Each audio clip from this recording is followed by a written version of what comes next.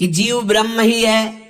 बहुत ध्यान से सुनना, बहुत बड़े महापुरुष के वचन हैं। बहुत माल मिल जाएगा परमार्थ में चलने के लिए, बहुत बहुत माला माल हो जाओगे अगर पकड़ लोगे।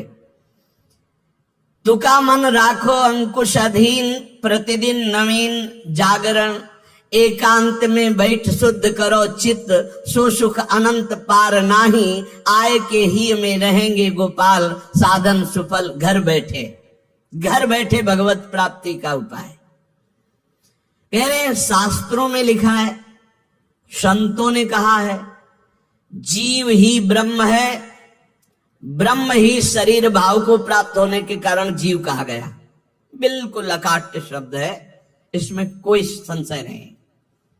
जीव शिवा, शिव जीवा।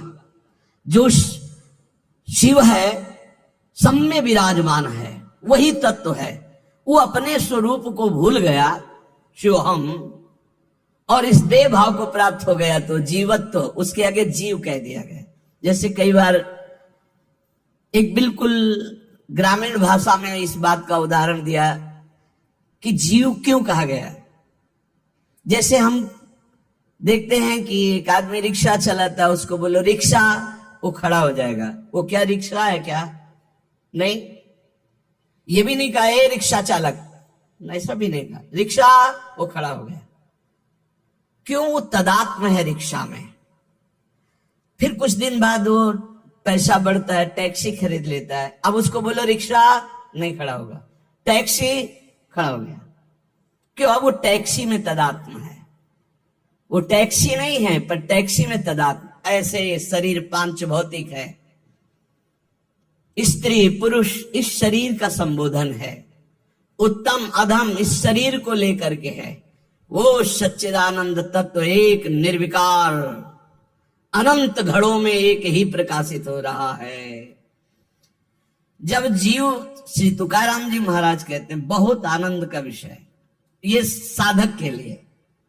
जब जीव ब्रह्म ही है, ब्रह्म से भिन्न नहीं है, यदि ये संत वचन सत्य है, शास्त्र सिद्धांत सत्य है, संतों का अनुभव सत्य है, तो ये सबको प्रतीत क्यों नहीं हो रहा कि सब ब्रह्मानंद स्वरूप है?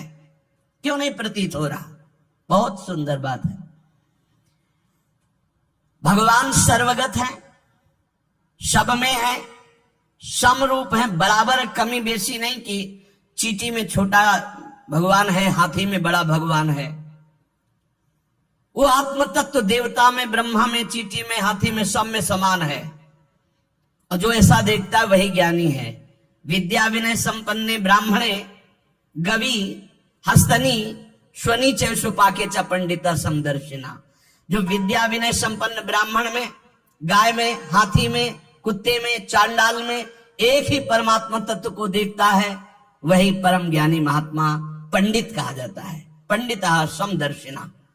वो परमात्मा सम है, सर्वगत है, सबके हृदय में है, सब भूतों में है, अर्थात सब जीवों में है।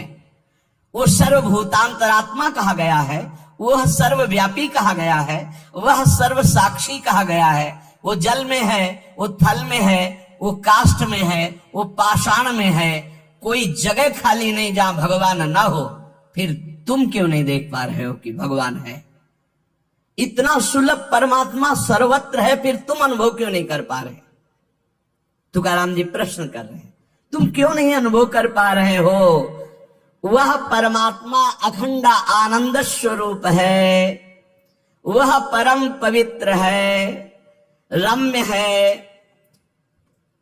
तो तुम सुख के लिए भोगों में क्यों घूम रहे हो? अखंड सुख परमात्मा स्वरूप को क्यों अनुभव नहीं कर रहे हो?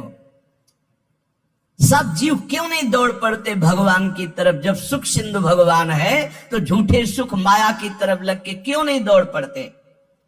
कौड़ी कौड़ी के लिए रात दिन मरा करते हैं, कहीं भी सुखानुभूति नहीं, चिंता शोक भय अशांति।